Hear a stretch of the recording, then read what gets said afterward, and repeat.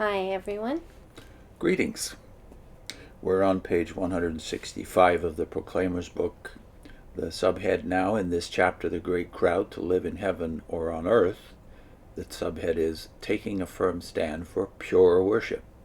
So we'll read straight through it. It's a bit more than a page of material, and you'll see right away that a lot of it is now quite redundant because they've moved on since the Proclaimer's book 30 years ago in their understanding or their way of understanding. So, here we go. A study of the Bible's prophetic book of Ezekiel shed light on this. The first of a 3-volume commentary entitled Vindication was published in 1931. It explained the significance of what Ezekiel wrote about Jehovah's rage against ancient apostate Judah and Jerusalem.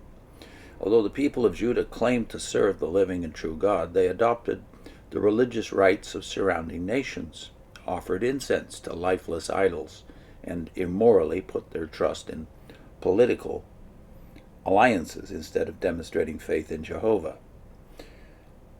In all of this, they were exactly like Christendom.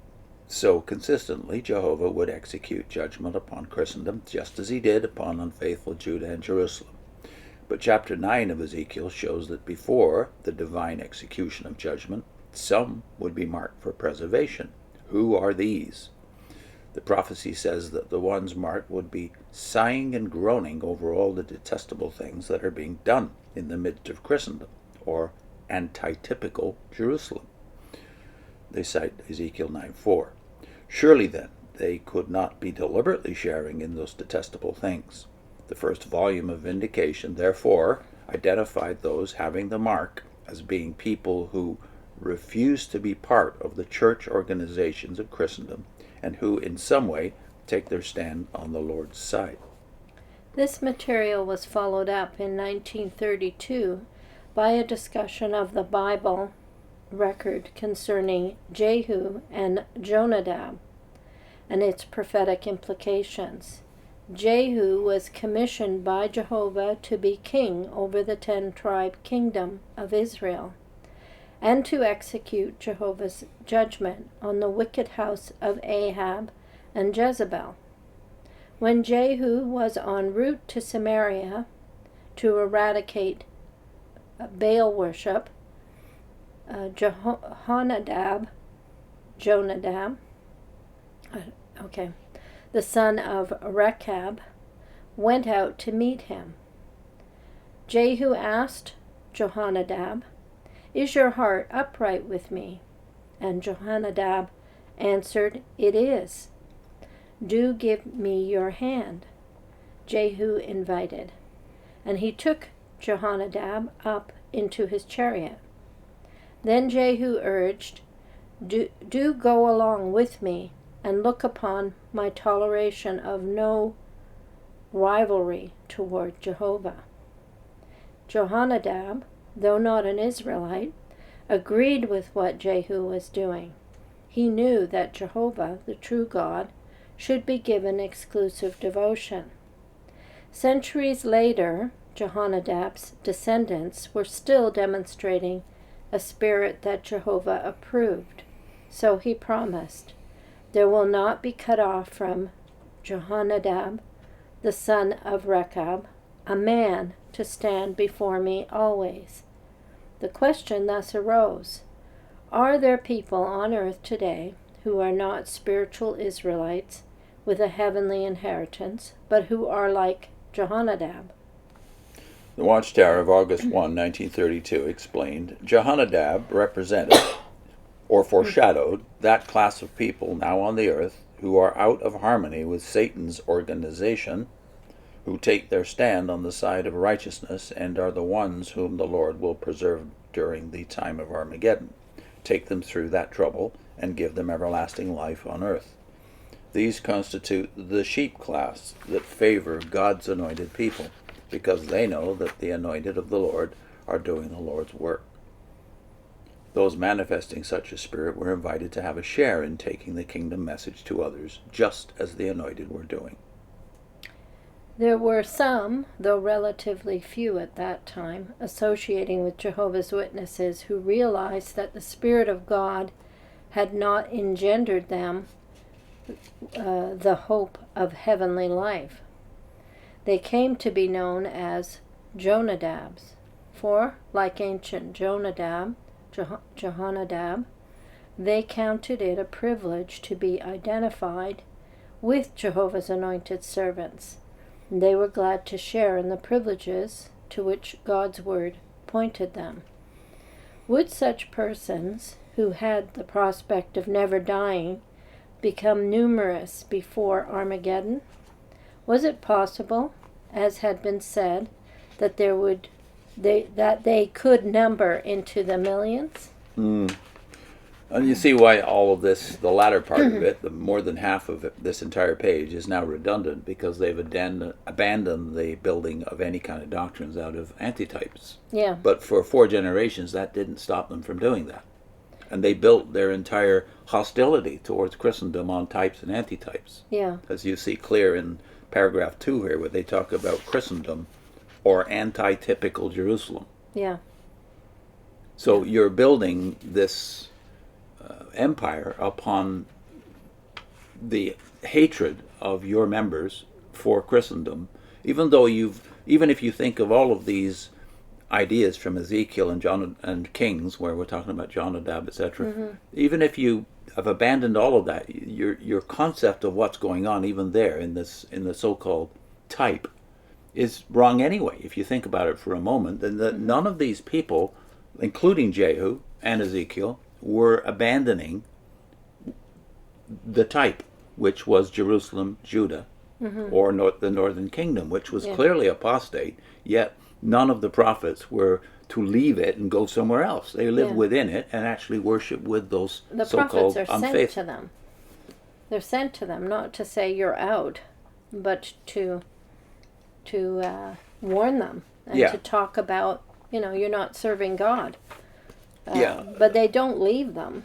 No, they don't. So think of all of the people that, well, in addition to Jehu, who is definitely an Israelite, and a king of Israel, by the way. He doesn't give up the organization. He actually tries to serve it. He doesn't do a very good job, but in this one task, he's pretty good.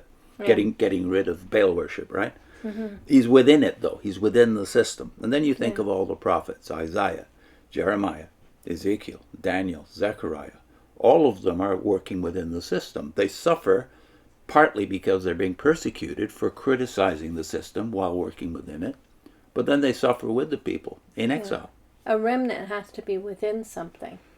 It's a part of something. It's not outside of it, which is what you have. But I think the other part here is, I know they've gotten rid of types and antitypes, but the meanings they never got rid of. It's just the words they've got rid of. They still say the same thing about Christendom and all the things that they've built on those types and antitypes. They don't get rid of that. They just get rid of the words.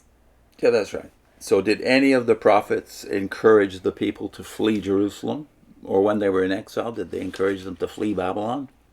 No, they worked within it. So just read Jeremiah 29, for instance, which is addressed to the people that are already there from the second phase of the exile in the days of Jehoiachin.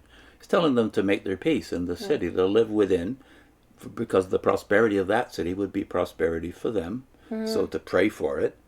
This is not what Rutherford was telling people to do in Vindication. He was saying, as you say here, he was telling people, he was marking people in his view, and telling the anointed that were his followers, to mark people who refused to be part of the church organizations of Christendom. None of the prophets did that, neither did Jesus and the apostles. Where was Jesus arrested?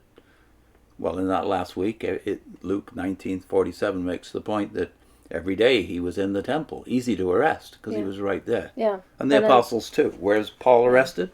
Where is James martyred? James, according to Josephus, was thrown off the pinnacle of the temple. He was famous for being there every day.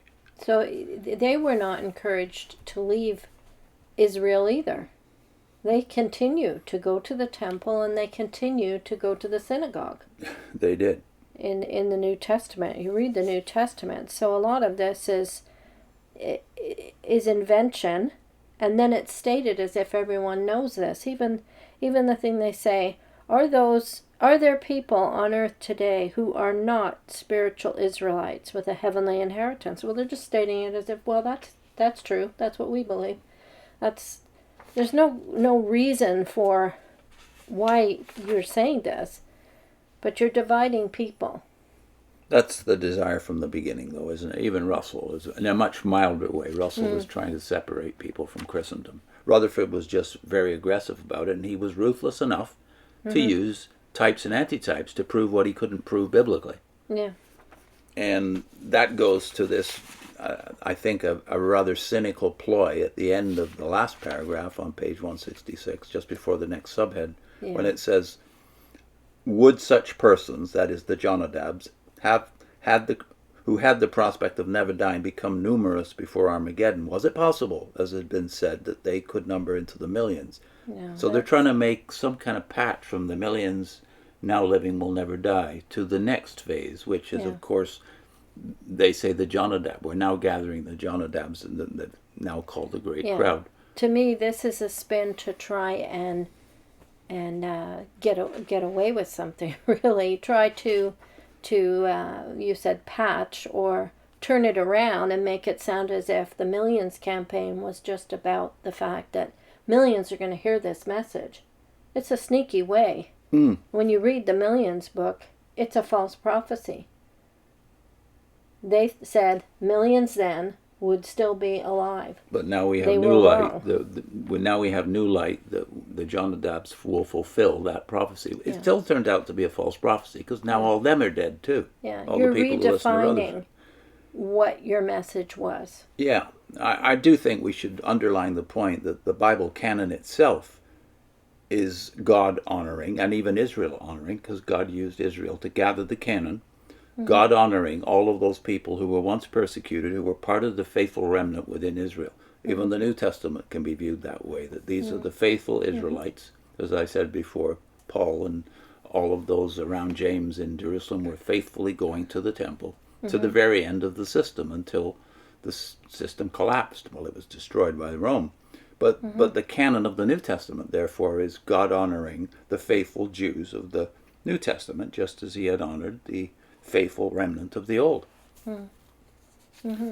What's our link?